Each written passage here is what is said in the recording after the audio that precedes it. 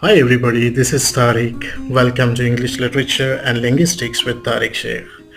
Today our topic is Greek tragedy versus English tragedy. We will try to bring about differences between Greek tragedy and English tragedy. But before going into the details of differences, we need to look at the definition of tragedy. Okay, let's move for the definition first.